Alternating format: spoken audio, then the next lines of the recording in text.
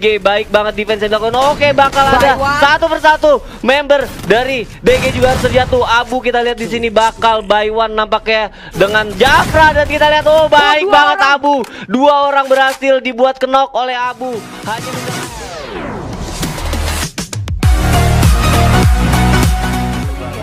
salah satunya TP ya. TP dia lagi berhasil tapi ternyata RRQ-nya nggak ada nih Bang. RRQ nggak ada. Tapi kalau gue lihat ada Elvo malah. Elvo sendiri kan kita ketahui ini lagi on fire banget. Dia bisa dapat.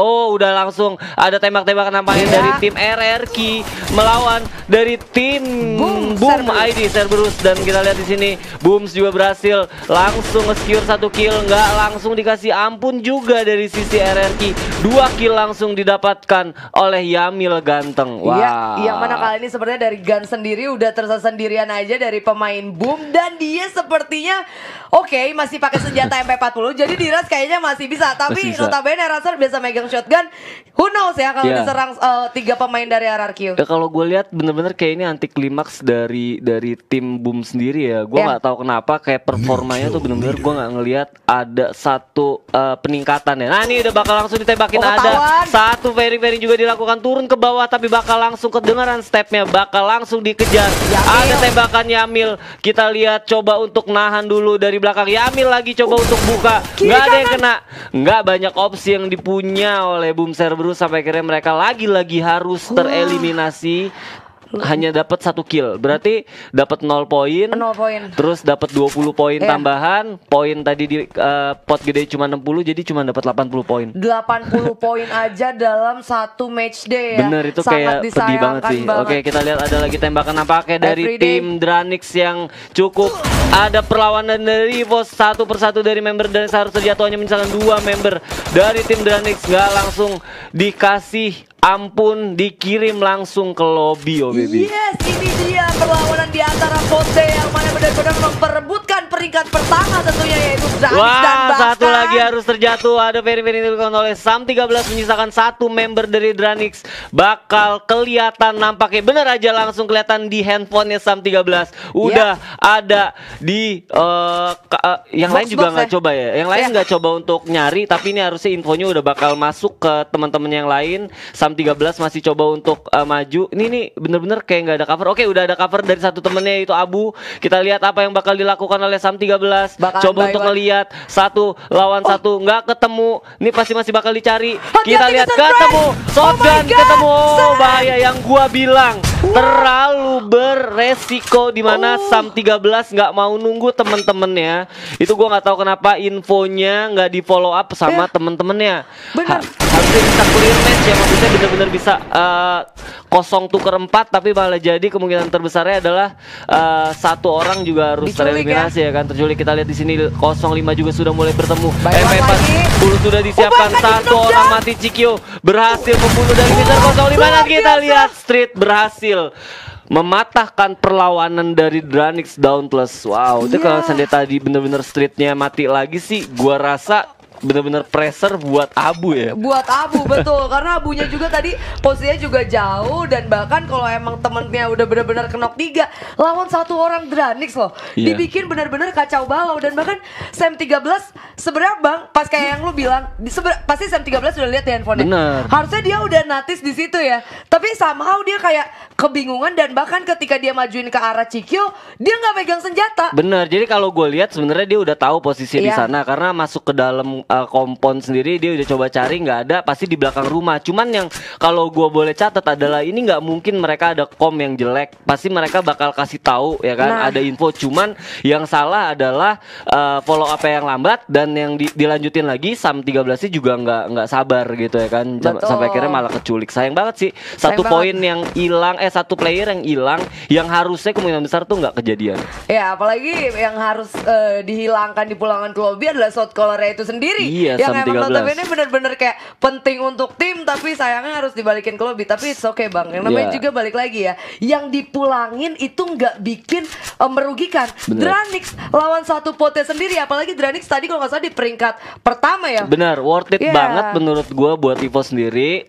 Dan kita lihat kalau kita ngomongin kompetisi di pot D sendiri, GGWP masih ada juga kan, masih hidup, dan tadi juga ngebayang-bayangin dari klasmen teratas. Dan kita lihat di sini nampaknya juga sudah mulai tembak-tembakan satu pot juga di pot A antara The Pillars Claymore melawan Rosugo, dan kita lihat sini kalau seandainya memang tereliminasi salah satunya ini bakal nunjukin lagi dan gua rasa ini bakal jadi kompetisi yang cukup ketat buat pot A, dan kita lihat coba untuk moving dan rotasi ke arah yang lebih bijak masuk ke dalam kompon.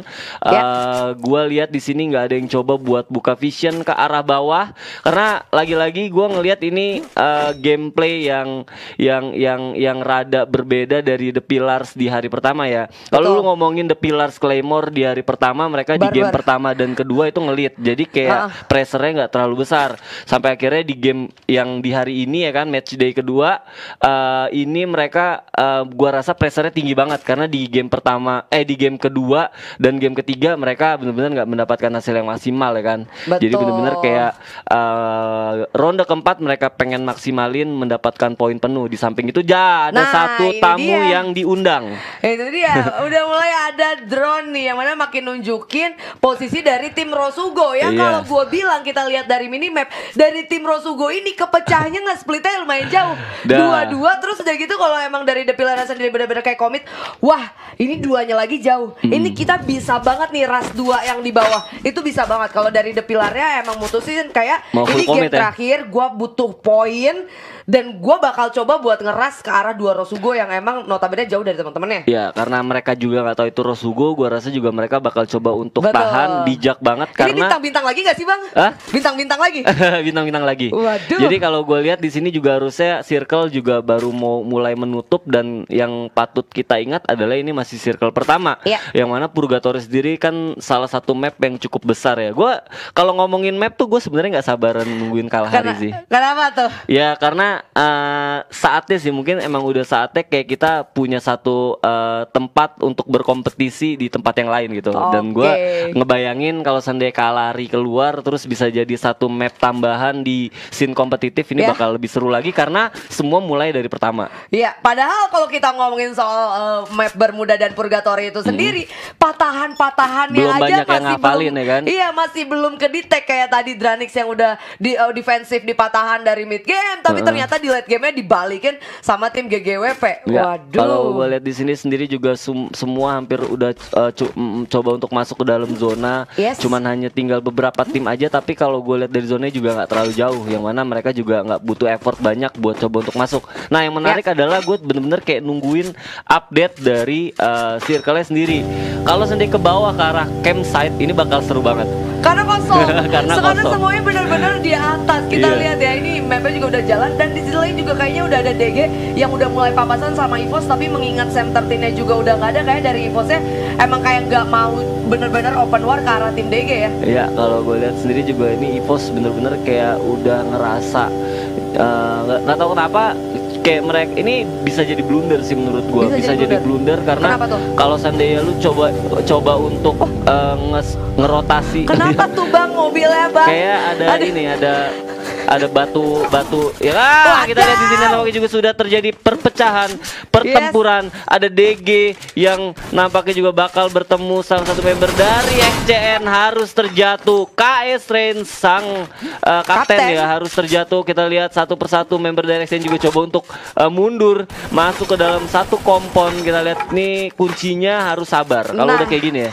Itu dia, dan bahkan dari XCN sendiri udah ngebagi setup yang lumayan baik. Kalau kita lihat yang mana sebenarnya dia tahu dia dirasa sama DG, dia langsung ngebagi dipakai lagi mobilnya, rumah sabun, dan bahkan dari DG sendiri langsung muterin matahin arah, mencoba turun di depan sepertinya ya. Ini benar-benar mereka mau coba untuk ngedistract pakai mobil dulu karena mereka juga kayak benar-benar punya satu objektif mau dapat poin kill. Kita lihat di sini nampaknya DG sudah mulai masuk ke dalam rumah dari XCN. Damage sudah terkena ke arah member dari XCN. Satu persatu member dari XCN harus terjatuh. Satu lagi Mocha juga harus terjatuh. Hanya misalkan satu member dari tim XCN. Kita lihat apa yang bakal dilakukan dari XCN. Coba untuk di jump shot dan akhirnya XCN juga harus tereliminasi menjadi tim ke-10 yang tereliminasi. Yang mana kalau gue lihat dari kompetisi yang ada di pot A, XCN bisa dipastikan nggak bisa mendapatkan 10 poin tambahan untuk untuk di ada di atas match ya? kedua ya. Betul. Di atas. Ya mana kalau gue lihat tadi sebenarnya dari DG-nya itu sendiri mobilnya itu kebalik di depan XCN, tapi ternyata malah dibalikin, DG-nya berhasil save the day untuk ngalahin XCN dan Iya. ada EVOS juga Bakal yang mulai ada join yang to ya fight. bener banget, bakal ada coba untuk join to fight. Gua nggak tahu karena nggak ada Sam 13 gimana nih bakal komposisi movingnya. Tapi kalau gue lihat bakal ada coba untuk scouting dulu di awal ya. Mereka Ya. coba untuk melihat dulu. Oh, udah dibuka tembakan Headshot. headshot yang baik banget dari Mr. 05. Kita lihat di sini satu orang dari Yes. tim DG terkena damage yang cukup besar. Betul. Dan kita lihat masih coba untuk nahan dari luar. Dan kalau gue lihat DG bener-bener kayak fokus untuk defense. Oh, dibakal diulangin oleh Mr. Hati-hati, 05. Mr. 05. Coba untuk ambil mobil, coba untuk berlindung di balik blue wall. Ini bakal bahaya banget. Cukup terpojok dan damage juga sudah mulai masuk. DG akan nampaknya bakal pukul mundur, coba untuk nge-reload dulu. Di samping itu Mr. 05 nggak banyak opsi, di mana dia cuman ada satu obstacle jerami ya. Ya. Hati-hati 05, kita lihat. Wah. Coba untuk masih membuka vision masuk ke dalam satu kompon yang cukup sempit. Gue Yes. masih tunggu respon dari temen-temennya karena ini totally cuman 05 doang yang coba untuk masuk, Iya. tapi 2 orang cover yang cukup jauh sih. Itu dia dari Street dan Abu padahal masih bisa Oh, sebenarnya 05 masih coba cover. untuk maju, Aduh. tapi masih nggak pede, coba mundur dan kita Dan lihat bahkan- Street. Bener banget, Street harus terjatuh karena terkena 2 kali headshot. Abu coba untuk cover dari Street. Nampaknya bakal coba untuk di revive dulu dan berhasil. Yang kalau gue catat di sini bener-bener kayak DG-nya sendiri tuh punya skema defensif yang cukup baik ya. Ya. Karena Dia kalau coba nahan terus ya, dia nggak kayak mutusin buat nembak dari luar, tapi dia benar-benar kayak sabar nembakin dari dalam sampai emang Streetnya juga tadi berhasil di knockdown. Oke, kita lihat di sini 05 nampaknya juga sudah mulai maju ke depan. Kita lihat Jafra juga coba untuk keluar dari rumah. Oh, Coba Iwan. untuk lihat. Kita lihat nampaknya bakal udah kelihatan ada satu cover juga dari temen-temennya. Coba Yes. untuk ngelihat dari dalam rumah. Jafra cukup bijak. Coba untuk keluar dulu dan kalau gue lihat di sini 05 bener-bener kayak mau show skillnya, tapi kalau gue lihat ini bakal jadi blunder buat dia kalau Ya. seandainya dia kalah kontes bareng Jafra. Betul, yang mana kali ini sebenarnya posisinya enak banget, kayak dari DG sendiri bakal fokus ke Street sama Abu, tapi kalau emang sampai Mr. 05-nya kalah sama Jafra, Selesai. itu bakal jadi disaster banget juga buat EVOS, Iya, buat secara EVOS keseluruhan. Dan kalau gue lihat juga zona sudah update dan bakal masuk ke daerah fields, yang mana daerah ini emang kemungkinan terbesarnya circle-nya bakal terus-terusan ke arah tulisan Tengah, fields ya? ini nih. Iya. Iya, benar banget. Dan Kalau- ini iya.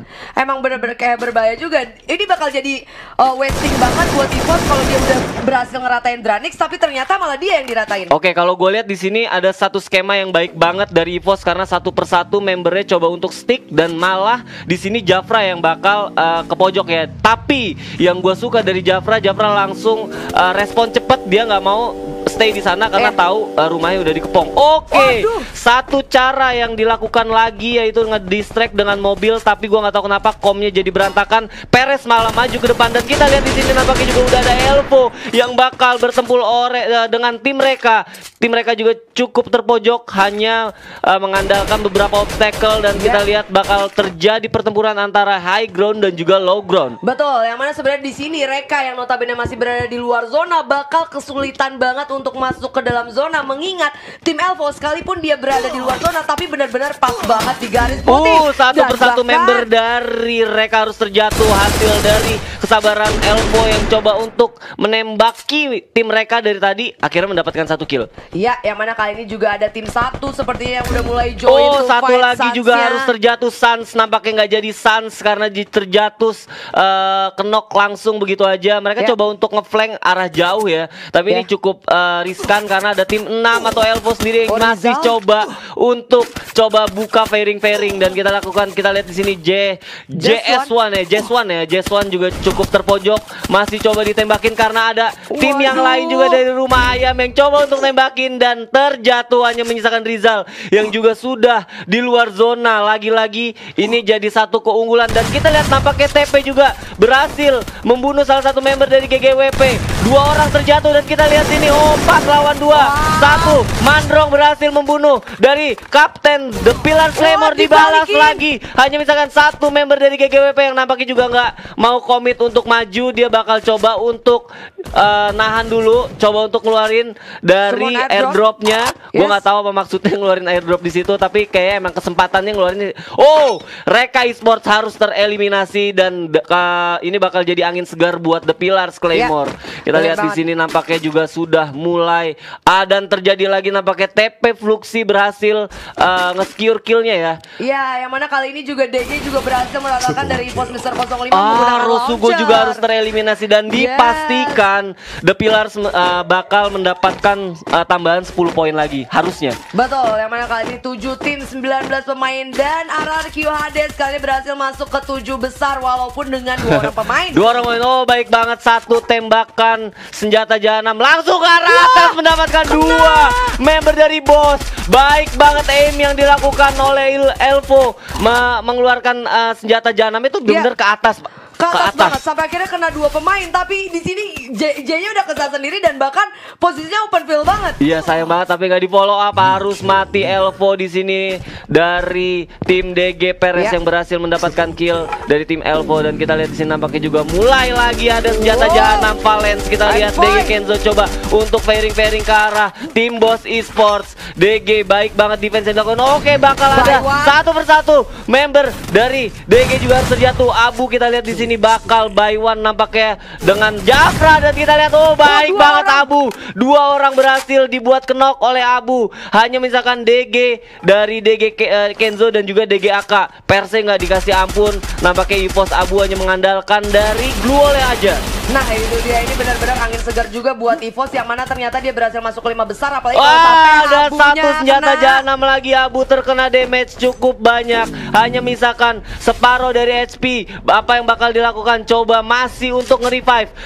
Abu cukup terpojok dan gue nggak tahu kenapa dia, mungkin dia bakal coba untuk, dan kita lihat gue baru mau bilang dia ngelut tapi malah di engage dan harusnya mati. Ya mana kalau gue lihat juga Abunya tuh benar-benar nggak nge-healing, kayaknya dia emang nggak punya medkit. Ini benar-benar jadi 3 tim 8 pemain yang mana ternyata ada Boss Esports yang masih hidup. Bener banget. Di lain sisi ada TP juga yang harus terjatuh dan kita lihat DG Esports yang menyisakan 3 member yang akan berhadapan dengan Boss. Langsung aja dieliminasi tanpa diduga. Dunia Games lagi-lagi ini mengejutkan di pot B ya. Di pot B bener-bener kayak wow.